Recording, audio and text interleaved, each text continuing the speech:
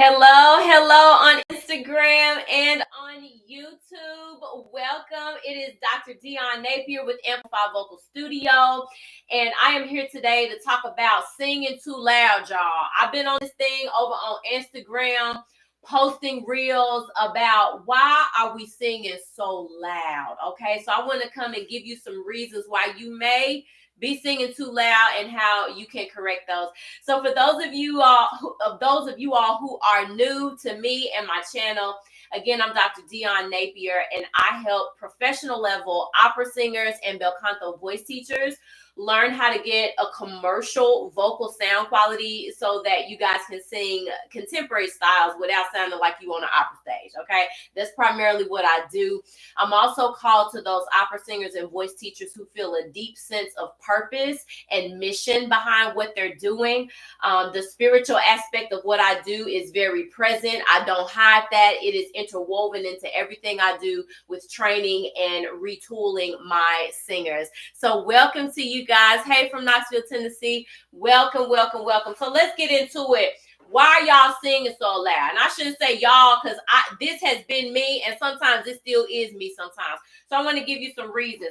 So again, my audience is classical singers. So the first reason is because you come from a classical operatic tradition, okay? And so what I mean by that is, coming from a classical background, the emphasis oftentimes is on breath support, having this full body resonant sound at all times, right? That's just kind of your default way of singing. So basically it's a habit because you are not used to singing you're not used to singing with mics in more commercial or contemporary settings. You're used to just doing all of this singing unamplified, and that's your default standard, okay? So that's the first reason why you could be singing too loudly. Now, with me, I typically start with the surface, kind of obvious practical reasons, and then as I keep going down this list, it's going to get to more of some of the psychological reasons. So make sure you stick with me. What's up from Switzerland? Welcome. Thank you guys who are over here on Instagram. Okay, so that's the first reason, okay? Because you're used to singing unamplified and you forget that you got a mic when you're doing commercial, all right? A second reason that you may be singing too loudly is because you are trying to match or mimic a studio recording. Okay, so here's one thing, and this happens a lot with young singers. For those of you all who are teachers and you teach like teens and young people, they're listening to their favorite artists and they are forgetting that that is a studio recording where that sound has been mixed and mastered. They got compressor mics. They doing all these other things on the technology end to produce this sound. And your singers don't know that, or you forget about that, and you're going to sing this stuff and you trying to sing at that same level as a studio recording, and it's just not the same, okay? So what you have to do and tell your students to do is listen to live recordings of their favorite artists. Listen to it and get a feel and a sound for their raw vocals without the edits, without all that other stuff, okay? That's a way that you can help with that, okay? So don't try to mimic what you're hearing on the radio or hearing in the recording, because it'll cause you to sing too loud. It can, okay? Third reason, you're trying to get a more powerful sound, but you're not using pharyngeal resonance to help with it, okay? So if you're new, what is pharyngeal resonance? Pharyngeal resonance is a whiny, crybaby kind of quality that we insert into chest voice as well as into head voice to get a commercial mix. And I talk about this a lot on my reels. I talk about this a lot in my programs. Classically trained singers and opera singers usually are unaware of this resonance because that sound aesthetic is not emphasized in the opera traditions and in the classical singing traditions, okay? But as you're transitioning and expanding out from opera only into singing more contemporary styles, the pharyngeal resonance is the key to get a powerful sound without you using a whole lot of air pressure, aka singing louder to try to sound powerful, okay? So that's the third reason, okay, that you are singing too loudly. You are not aware, or you're not using pharyngeal resonance to help your voice pack that powerful sound, okay? The fourth reason Now we get into a little of the psychological, and I'm not going to be here long. Welcome, guys. The fourth reason is it was impressive in academia to sing loud, and you like the praise that comes with it. You like that affirmation. Do you know what I'm saying? And then, y'all, it ain't nothing wrong. I'm not judging nobody. Everybody likes to be affirmed, and the applause from the audience. Oh my God, the high note at the end and all of this kind of full body singing. You like the applause that comes with that, and you feel like that's impressive, so you want to keep doing that. But here's the thing: when you're crossing over into contemporary singing everything loud like that is costing you your opportunities, and it's deferring your dreams. What I mean is, when you cross over to audition and sing in contemporary styles, it's not about the vocal technique only. It's not just about how high or how low your range is. You need to have range as an artist, which means you need to give me some dynamic choices. You need to give me some different tonal colors. Do you know what I'm saying? You need to be interesting and know how to do different things with your voice other than just sing high notes and low notes. It's more than that. Okay. And so if you are not aware of that and you're thinking, oh, I'm going to go and audition for this contemporary musical or this show or this film or whatever, and I'm just going to blow them away and impress them with my high notes, baby, you got another thing coming. Because that's not the standard for being impressive in that context, okay? So we got to go on and be honest. Have an honest moment. You'll hear me say that a lot. Let's come on and have honest moments. If you love and thrive off of that applause because you singing them high notes, you know what I'm saying? You got to find affirmation in something else. You got to expand your technique. You got to expand your artistry, learn style, and then you will be ready to go audition in those new spaces, okay? All right. The next reason is because you are overcompensating for lacking style. Now, I'm going to just be honest. That's been me. My background is in classical singing. I trained in university for 11 years. I won thousands of dollars doing competitions. I sang with opera companies. That was my thing, So a lot of times when we don't know style or we lack style, we feel like I'm going to just overcompensate and wow them with singing loudly. But again, in commercial styles, that does not work. Why does it not work? Because in commercial styles, let me see my notes. I don't want to start rambling. In commercial style, it's more about the feel. It's more about the mood that you can create. It's more about the story that you can tell. That's what's prioritized over vocal technique. Now, in opera and classical, the technique is like supreme. If you're singing perfectly, perfect technique, perfect placement, all of that, that's what the opera realm likes and celebrates. But in contemporary, it's different, okay? So you can't hide. You got to learn style if you don't know style. And the good news is you can learn it. Have an open mind. You can learn it, okay? So that's another reason why you may be singing too loudly. You're trying to overcompensate for lack of style. And then, let's see, two more. The next reason is because of cultural expectations. You don't want to be rejected and outcast. Now, I have had, and I can relate to this too, but I'll tell you, some of my Latin American or Latino students that come to me, a few of them have told me that in their culture, the singing expectation is like loud, like all these power ballads, like Whitney Houston, all these big voices, like that's the expectation. And so if you don't really sing like that, but that's the expectation of your culture, and especially if you come from a family where everybody's singing, you don't want to be outcast, so you're going to step up and try to, have that sound aesthetic. But if that's not really you, it causes you to push and to oversing to fit in, and then that becomes your habit. Do you see what I'm saying? So we got to go back. Yes, gospel culture. That was my next example. Yes, so not just with the Latino culture and what am I trying to say? People that come from a Latino background, but absolutely also in gospel culture. If you grew up in a black church, honey, you are expected to holler. You know what I'm saying? It's like, if you ain't coming in here hollering and what we call singing with power, you ain't talking about nothing. So if your voice, and I've talked about this before, if you come from a black church experience and you move into a university to train classically, then you try to integrate back into a black gospel realm, you feel like, I don't even know where I fit. I don't even know how to really make these sounds anymore and make it sound legit. So then there's this whole identity struggle and this whole internal battle. Do you know what I'm saying? Because you're not able to fit the standard of the culture that you in. That's a real thing, y'all.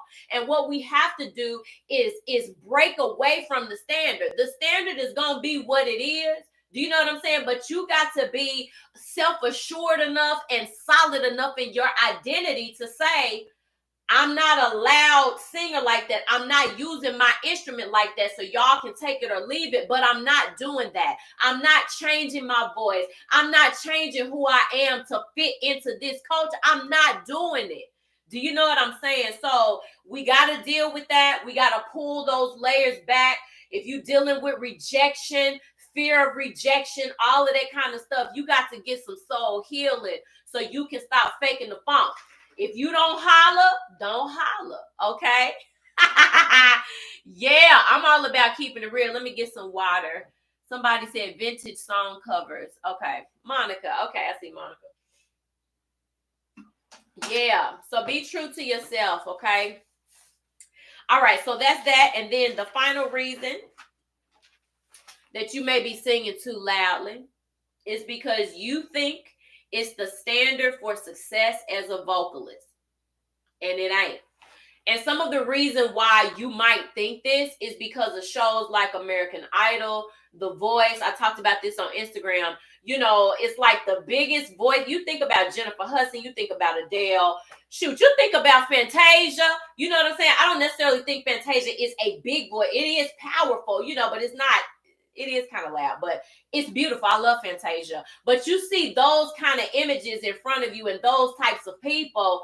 And so you feel like, oh, those are the people that are winning the shows. Those are the things that get celebrated in culture. So that must be the standard and the measuring rod for success. And it's not, guys. You got to have a different thought.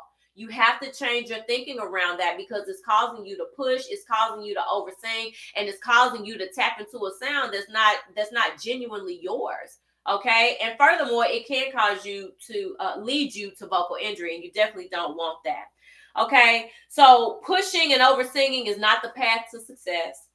Identifying your strong suit as a singer and a performer is the path to success, and just hone that. Okay. So that's it. That's what I wanted to share today. I'm sorry, I got questions on Instagram or on YouTube. How do I stop my voice from shaking, and how do I sing more loudly? I have a weak voice. Yeah, if you have a weak voice, I would say you need to work on getting some pharyngeal resonance in there. You can do some vocal fry. That's going to strengthen the inner edges of your vocal cords. And I talk about this in my courses and in my programs. You can DM me on Instagram for more information about that. But you could do vocal fry, and you're going to need to lean into pharyngeal resonance, that pre-programmed primal sound that every human being is hardwired to make. You hear these sounds in babies crying, wah, wah, that kind of quality. You need to get that inserted, and that'll help you not to sound so for your voice to not be so weak. Okay, let's see another question. I do not like singing loud. My voice is not suitable. I just do it. Okay. Yeah, you're welcome. Somebody named L. You're welcome. Yeah, you're welcome. So anyway, any other questions? Anybody? That's all I had to share today. Okay. So we want to come out of thinking that singing loud makes us significant. We want to come out of that thinking, because it's not true. We want to come out of any types of thinking that are pushing us in a direction that's not like natural for us. You don't want to do that. Yeah, this live will be saved. I'll save it on my Instagram profile, so you'll be able to access it. Absolutely. Any other questions? Let's see. When do you normally switch from full chest mix? When do you normally switch from full chest mix? Typically right before your bridges, Monica, is when you would need to do that. I'm not really talking technique today, but typically at your bridges is where you need to, or right before your bridge is where you need to start preparing to transition. But it also depends on the style. It also depends on what vocal choice do you want to make. Do you know what I'm saying? Like you have options, but just as a standard, I would say you need to start switching right before the bridge. Somebody said keys to project more the voice and good vocal cord closure. Yeah. So what I told you is to project, you want to do whiny stuff. You can go watch my video on mixed voice. It's got lots of views. It's probably the most popular video that I have on here. Look at the things that I talk about for mixed voice. There are exercises over there that will help you get more cord closure and lock into the pharyngeal resonance. I'm not going over that right here, but you can look at that on YouTube. That video is up there. Let's see. Okay, I think Monica said okay. Yeah, you're welcome. Let's see. Questions over here on Instagram. Sorry, y'all. Let's see. Also, I have the opposite. I sing softly and want to sing loud. When I try to sing louder, it sings flat or shaky.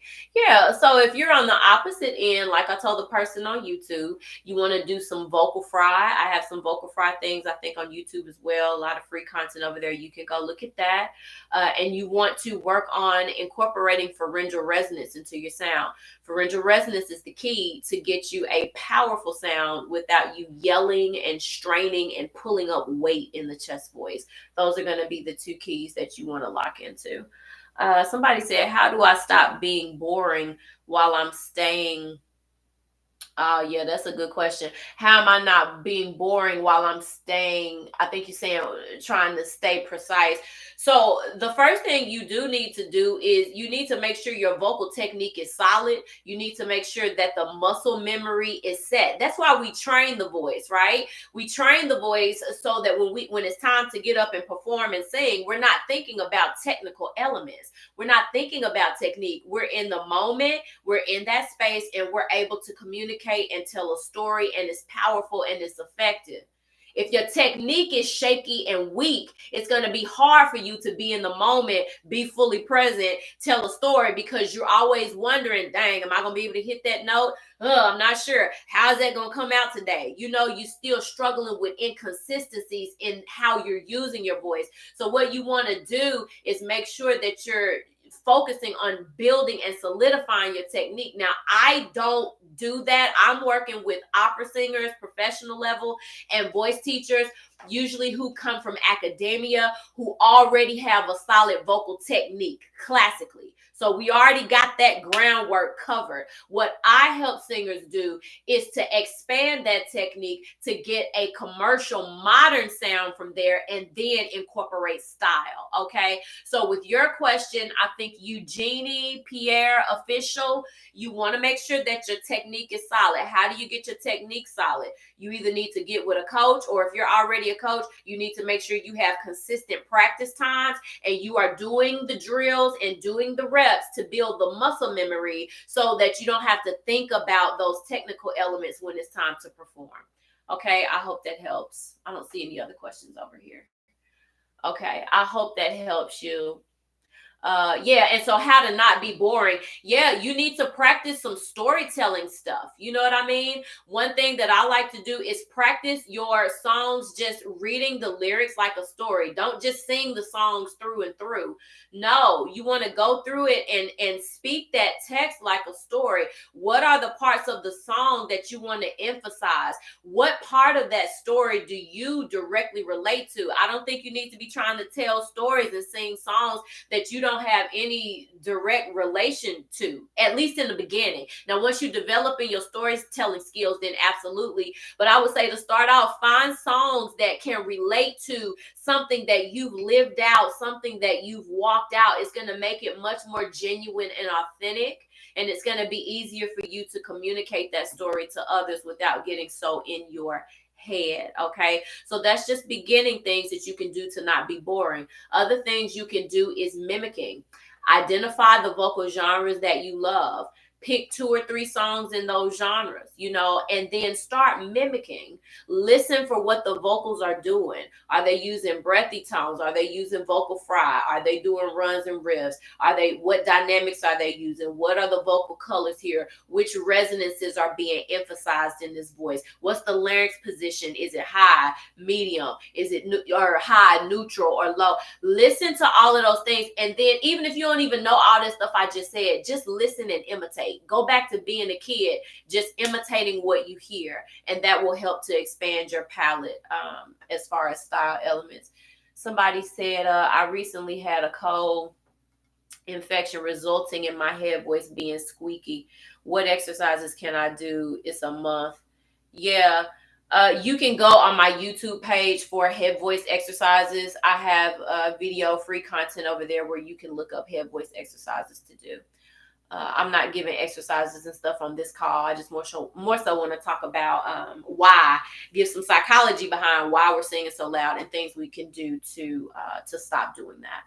Okay. Any other questions? I'll give y'all a second. Anything else? Oh, it's 20 minutes. I don't like to stay past 15, but I love when y'all ask questions. So I'll take a minute if anybody else has anything. I hope this was helpful. If you're an opera singer or bel canto voice teacher and you want to continue this discussion and talk about these things and you have further questions, if you catch the replay, just DM me over on Instagram. Just tell me you were on the live about singing too loud and we can continue this conversation in the DMs. I love to answer you all's questions and to talk more about this stuff, because transitioning from classical to singing commercial, it's a lot of mindset reshaping that we have to do. Yes, it's a vocal skill set that you're learning and expanding, but there's a big portion of it that's mental, and being a classical singer myself, this is why I specifically target opera singers and bel canto voice teachers, because there are certain struggles, there are certain hangups, certain blockages that I understand because I've been a classical singer that other commercial coaches may not be sensitive or privy to. So I specifically want to help you guys. Somebody, Alan, one more question. Okay, drop your question before I leave, Alan. I don't see anything else on Instagram, any other questions. So if something comes up for you guys, you can hit me in the DMs over on Instagram. Other than that, I'm going to hop off. I'll see you guys later. Thanks for being here. Bye-bye.